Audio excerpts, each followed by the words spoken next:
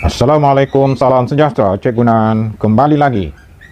Pada pertemuan kita pada kali ini, kita akan membincangkan pelajaran matematik SPM berkenaan dengan insurans.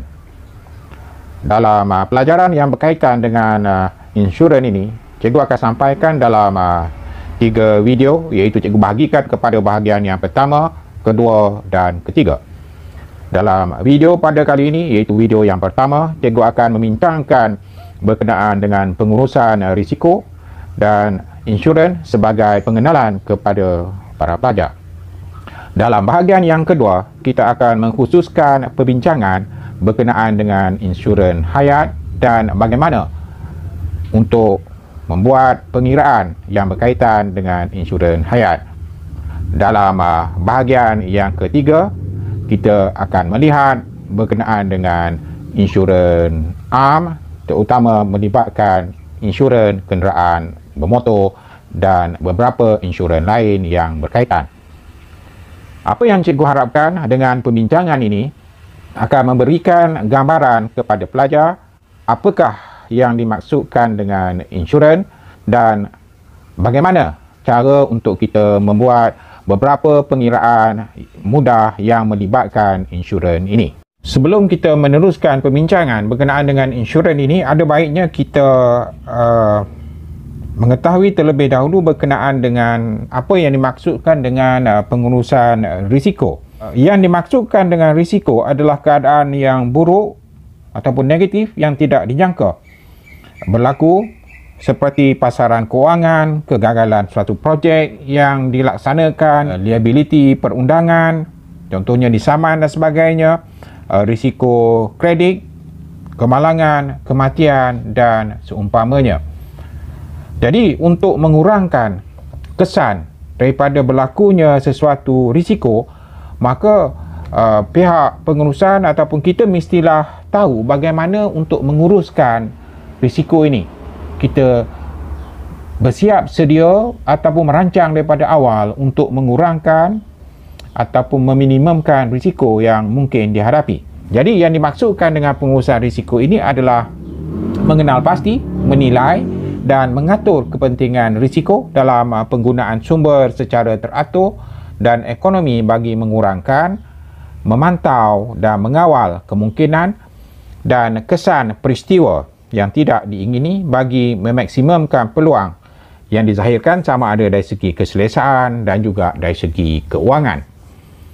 Jadi secara mudah para pelajar sudah biasa dengan peribahasa sediakan payung sebelum hujan. Jadi sediakan payung sebelum hujan bermaksud hujan ini digambarkan sebagai suatu musibah yang mungkin berlaku ataupun risiko yang berlaku pada masa yang akan datang. Jadi kita bersiap sedia supaya kesan ataupun impak daripada kejadian itu tidak terlalu dirasai oleh kita. Jadi dalam pengurusan risiko ini, antara yang terkenal sekarang adalah dengan memindahkan risiko ini kepada pihak yang ketiga, pihak lain.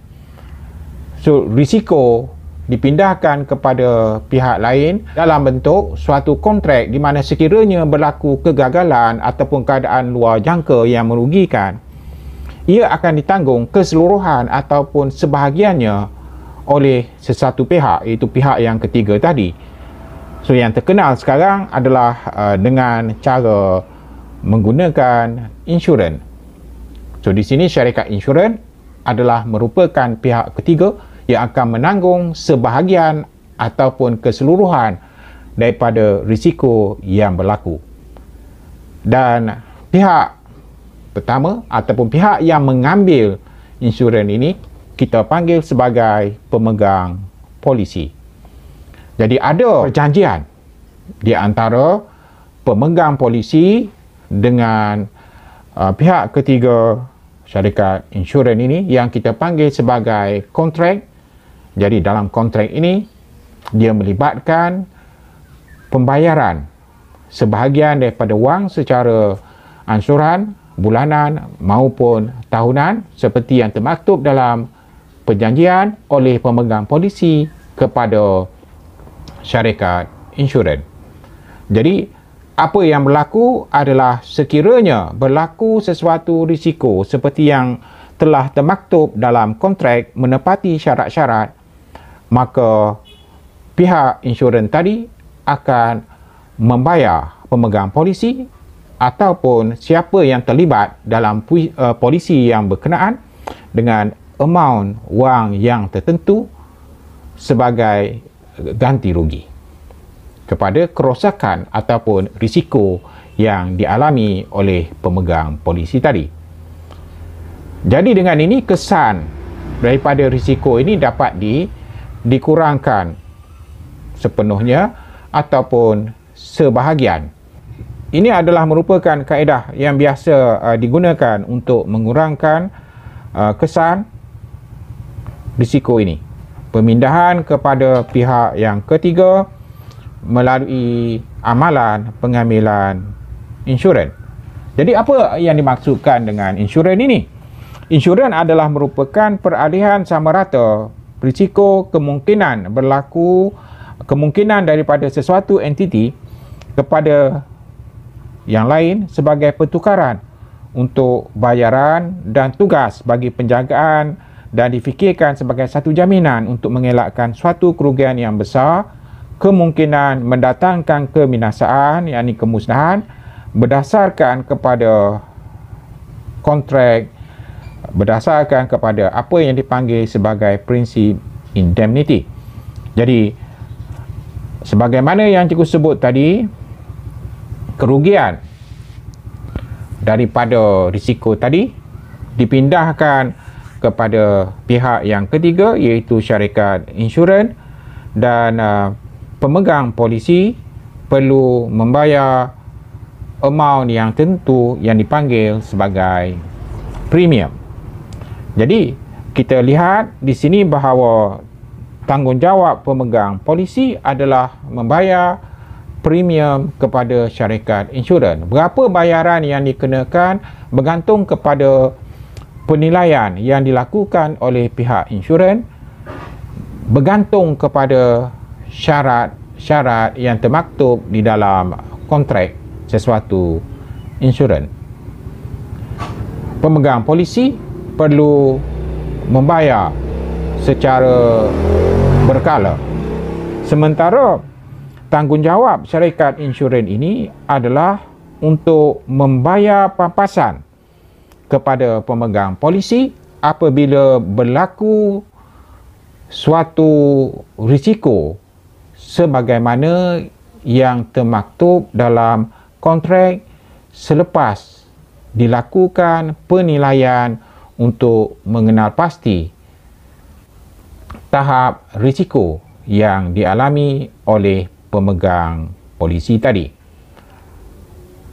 Jadi dengan ini pemegang polisi akan mendapat ganti rugi daripada risiko yang berlaku ini daripada pihak yang ketiga, iaitu syarikat insurans. So ini akan memastikan pemegang polisi tidak berada dalam keadaan yang teruk kesan daripada berlakunya sesuatu hal buruk di luar daripada jangkaan. Apa yang dimaksudkan dengan prinsip indemnity ini? Prinsip ini menyatakan bahawa syarikat insurans akan membayar ganti rugi kepada pemegang polisi sekiranya berlaku kerugian yang diinsurankan pada amount yang tidak melebihi kerugian yang dialami tertakluk kepada jumlah perlindungan yang diinsurankan dalam kontrak. Jadi dalam kontrak insurans itu dinyatakan dengan jelas berapa amount yang hendak diinsurankan. Seterusnya pihak insurans akan mengira berapakah bayaran yang perlu dibayar oleh pemegang polisi ini kepada syarikat insurans. Jadi sudah tentu semakin tinggi risikonya, semakin tinggi nilai pampasan yang akan diberikan dan semakin besar amount premium pembayaran yang perlu dilakukan oleh pemegang polisi. Bagaimana pengiraan ini dilakukan, kita akan bincangkan dalam video yang berikutnya. Dan syarikat insurans ini akan membayar ganti rugi kepada pemegang polisi pada amount yang tidak melebihi.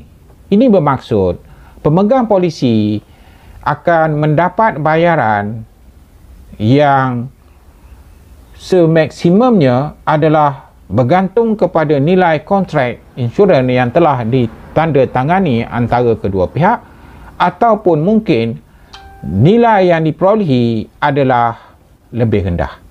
So, ini bergantung kepada penilaian yang dibuat oleh syarikat insurans berkenaan terhadap risiko ataupun kemusnahan yang berlaku. Dalam insurans, kita boleh bahagikan kepada beberapa jenis. Cikgu hanya sentuh secara ringkas untuk memberi gambaran kepada para pelajar. Insurans yang paling terkenal adalah insurans hayat. Insurans hayat adalah suatu polisi insurans yang memberikan manfaat kepada pemegang polisi dan mungkin juga ahli keluarga. So, ini akan melibatkan keadaan di mana berlakunya kematian, penyakit kritikal dan hilang upaya yang dialami oleh pemegang polisi. Sekiranya pemegang polisi meninggal, pembayaran akan dilakukan kepada waris pemegang polisi. Sekiranya dia melibatkan penyakit kritikal, pembayaran akan dilakukan kepada pemegang polisi untuk menghadapi keadaan penyakit yang dialaminya. Begitu juga sekiranya berlaku keadaan di mana pemegang polisi hilang upaya, syarikat insurans akan membayar ganti rugi untuk membolehkan pemegang polisi tadi menghadapi keadaan kehidupan yang sukar akibat daripada hilang upaya untuk mendapatkan kerja ataupun untuk menghasilkan pendapatan sebagaimana biasanya. Ini adalah merupakan jenis insurans yang biasa ditawarkan kepada orang ramai. Selain daripada itu, terdapat insurans yang dipanggil sebagai insurans am. Dia melibatkan insurans kereta motor bagi kenderaan berenjin yang dilesenkan, perlu mempunyai insurans bagi mengelakkan ataupun mendapatkan ganti rugi apabila berlaku sebarang kerosakan, terutamanya kemalangan. Terdapat beberapa jenis insurans kenderaan bermotor dan dia melibatkan first party, pihak pertama, pihak ketiga dan juga komprehensif.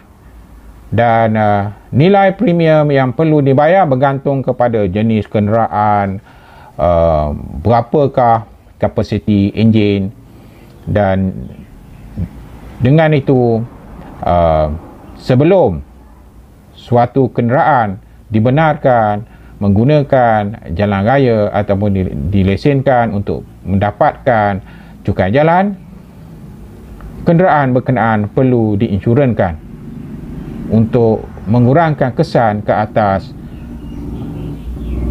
pemegang polisi dan juga orang yang mungkin terlibat dengan kenderaan berkenaan. Yang kedua adalah insurans kebakaran. Ini biasanya melibatkan bangunan, kediaman, pejabat dan sebagainya. Jadi dalam insurans kebakaran ini, pemegang polisi, tuan punya bangunan akan menginsurankan suatu amount yang tertentu kepada bangunan yang dimilikinya, dan sekiranya berlaku kebakaran, pihak pemegang polisi akan mendapat ganti rugi yang akan diberikan oleh syarikat insurans ini. Yang ketiga adalah insurans perubatan dan kesihatan. Insurans perubatan dan kesihatan ini ditawarkan kepada orang ramai bagi membolehkan pemegang polisi ini mendapatkan rawatan, perubatan dan kesihatan di klinik, terutamanya di klinik swasta yang memerlukan kos yang sangat tinggi untuk rawatan penyakit-penyakit yang tertentu. Walaupun begitu, pemegang polisi perlu memahami dan membaca kontrak yang terdapat dalam ikatan insurans itu supaya dapat mengenal pasti apakah penyakit-penyakit yang akan dilindungi oleh polisi insurans yang berkenaan. Jadi apabila pemegang polisi menjalani rawatan perubatan, kosnya akan ditanggung oleh syarikat insurans. Yang keempat adalah insurans kemalangan diri. Kadang-kadang seseorang itu bekerja dalam sektor yang berisiko tinggi. Jadi pekerja itu boleh mengambil polisi insurans kemalangan diri ini sebagai suatu langkah berjaga-jaga. Sekiranya berlaku kemalangan ke atas dirinya, dia boleh mendapat ganti rugi. Berapakah nilai yang dibayar oleh syarikat insurans bergantung kepada penilaian dan kontrak yang termaktub antara pemegang polisi dan syarikat insurans tadi. Biasanya apabila melibatkan sektor-sektor yang berisiko tinggi, semakin tinggi risikonya, semakin besar nilai pampasan yang akan diterima dan semakin tinggi nilai premium yang perlu dibayar oleh pemegang polisi.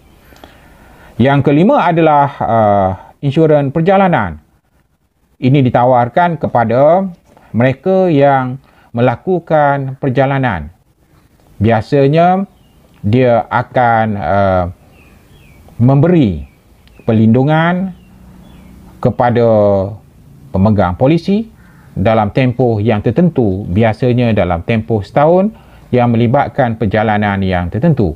Jadi dalam kontrak insurans ini, sekiranya berlaku kemalangan, kehilangan barangan ketika perjalanan itu dilakukan, maka pihak syarikat insurans akan membayar ganti rugi kepada pemegang polisi.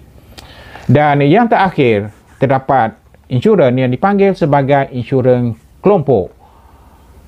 Insurans kelompok diperkenalkan di sekolah, di mana pihak Kementerian Pendidikan telah mengambil insurans kelompok kepada semua pelajar bagi memastikan bahawa sekiranya berlaku kemalangan kepada pelajar dalam tempoh pergi balik dan berada di sekolah, para pelajar mendapat sedikit ganti rugi terhadap kemalangan yang berlaku. Selain daripada pelajar sekolah, insurans kelompok ini juga diperkenalkan oleh syarikat-syarikat, di mana syarikat-syarikat akan mengambil insurans secara berkelompok bagi pekerja-pekerjanya, bagi membolehkan pekerja-pekerja mendapat pampasan sekiranya berlaku kemalangan, ataupun dari segi kesihatan apabila pekerja-pekerja perlu menjalani rawatan kesihatan, kos dapat ditanggung oleh syarikat insurans tadi. So ini akan mengurangkan kesan tanggungan kewangan kepada syarikat. Itu adalah secara ringkas apa yang dimaksudkan dengan insurans. Jadi apa yang cikgu harapkan para pelajar mendapat gambaran tentang apa dia insurans, apakah manfaat yang diperolehi oleh mereka yang mengambil insurans ataupun yang dipanggil sebagai pemegang polisi, dan apakah tanggungjawab yang dipegang oleh syarikat insurans tadi. Sekarang kita ada insurans yang berkonsepkan Islam. Dari segi fungsinya sama dengan insurans, dia dinamakan sebagai takaful. Cukup dulu untuk kali ini. Kita jumpa lagi dalam video yang berikutnya. iaitu video bahagian yang kedua, di mana kita akan membincangkan secara khusus berkenaan dengan insurans hayat dan pengiraan-pengiraan yang berkaitan dengan insurans hayat. Semoga penerangan yang cikgu berikan dapat membantu para pelajar. Jangan lupa like, share dan subscribe channel Cikgu Nan kembali lagi untuk mendapatkan notifikasi apabila video baru cikgu uploadkan. Jangan takut, jalan terus. Wassalamualaikum, salam sejahtera.